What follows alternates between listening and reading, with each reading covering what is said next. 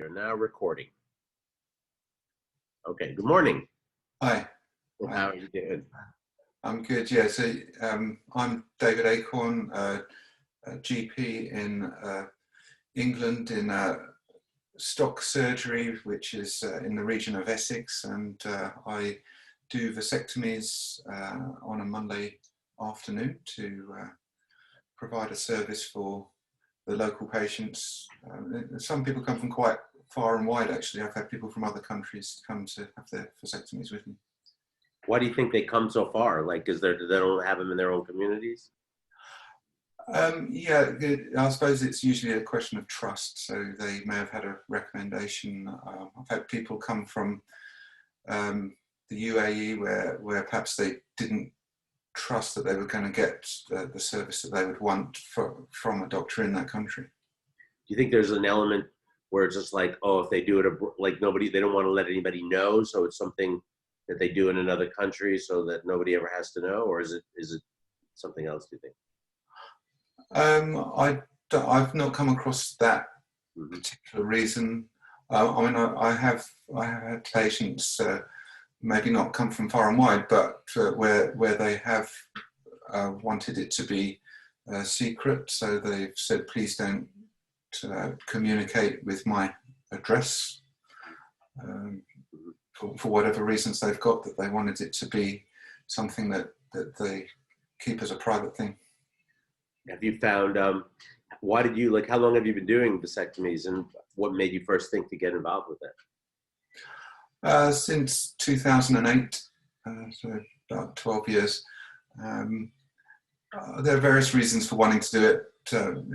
From a personal point of view, I just enjoy fixing things with, physically using my hands to fix things. So I really like surgical procedures, and also the problem solving that's involved, because every vasectomy is going to be different, and there's usually little hurdles that you've got to get across to do it. So that kind of thing I really enjoy. And also from the point of view of helping my patients. So in this case, it really helps to empower men that they are taking care of their contraceptions, and it helps them as a couple as well. So, yeah. What are what's the main reasons that you hear for why the men choose the vasectomy at any given point? I suppose they're hoping for something that is permanent, and where they've finished their family. There are many men who I've operated on who didn't want a family in the first place, so they may have no children in the first place, and they're after something permanent to help them. There's plenty of men who are pushed into it by their wives as well. I often get contacted by email or text from a wife saying, my husband wants it, and giving the date that they want it and everything. And it can sometimes be a surprise to them when I ring them up and say, your wife wants you to have it. But, do you think also you think, to what extent, what are the main reasons you think that ultimately the men choose to get it? Not because of their wives, or you think it's mostly, what do you think? Well, it gives them a freedom, but once you've had the children that you want, whether that's none or one or a whole group of children, there comes a point where you want to be able to not be in fear of whether having sex is going to create a situation that there's a decision to be made which would be out of their control, really. If their partner's pregnant, then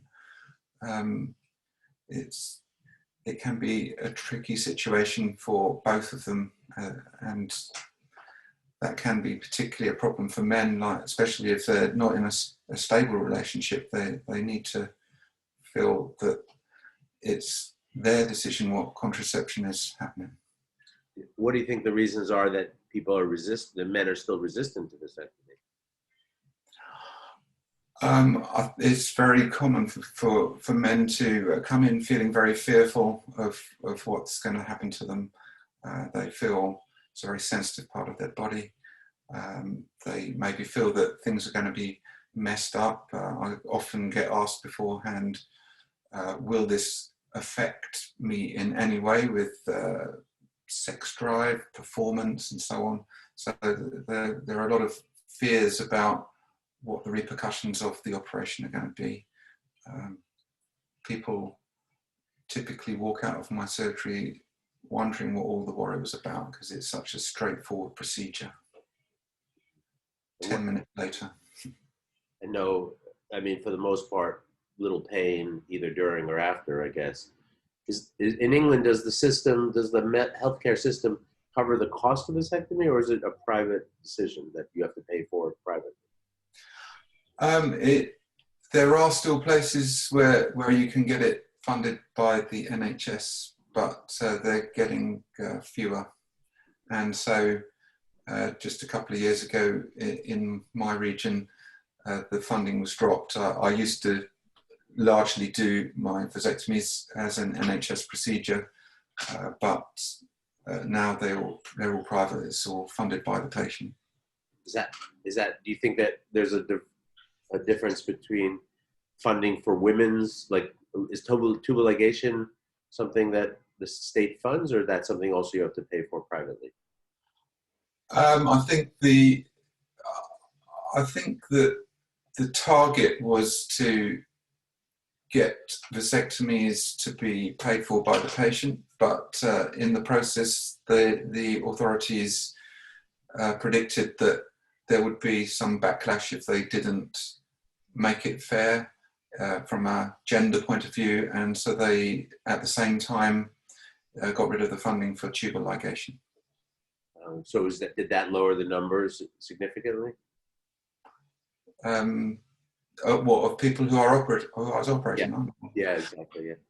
Yeah. There was a little space in time where I was getting much less contact. Lasted for maybe 3 months or so, where I was doing only half the usual number of procedures, but it quickly came up to as before. Since this COVID pandemic, I've actually found that I've had a lot more people contacting me. What do you see as the reasons for that? I'm staggered by it. I'm not sure, but I think maybe they're spending more time with their family and maybe feeling like they have got enough children already. Maybe if you're in a house feeling a bit crowded out, then that could give that feeling. Maybe they're feeling financially insecure. Maybe they've got more spare time. It does feel as if it's easier to organise vasectomies at the moment, because people's diaries, their social diaries are less full. They're working from home, so it's maybe easier for them to feel that they can take time out to have a vasectomy. Do you think, I'm just curious, I hadn't thought about this, but do you think there's a kind of a parallel between, levels of optimism or pessimism and the decision to get a vasectomy? Like, the more optimistic you are about the future, the less inclined you are to choose the procedure? Yes, it's possible. I think that often one of the factors which people will use to decide on the numbers in their family will be according to how much they can afford. So people will often say, I cannot afford another one. But at the same time, I think I don't see that rich people particularly have more children. So I don't know. Are you, do you see among, like, what's the average age or the age span of most of your clients? It seems like there's a lot of people in their early 30s contacting me. The oldest was around 70, but that's really unusual. He had a very young partner. The youngest? Youngest in the mid-20s. Uh-huh. Is there a policy in terms of can somebody come in and not have children and you're okay with that, and you counsel them just to double check, or how do you manage people with no children?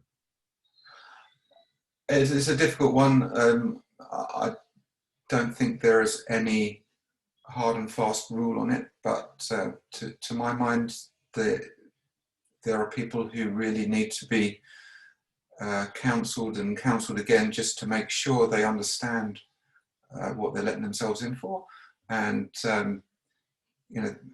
basically, once you've had the vasectomy, you need to be thinking that you might be stuck with not having children ever. So it needs to be a very careful decision that people are making, especially if they're young and especially if they've not got children.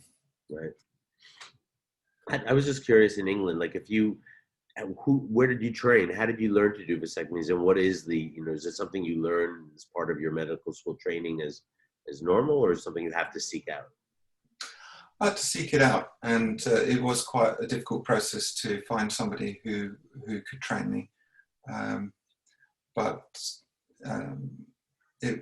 once I managed to do that part of it, to find somebody who would train me, it was a fairly easy process. I have tried to get training in other things and found it really hard work.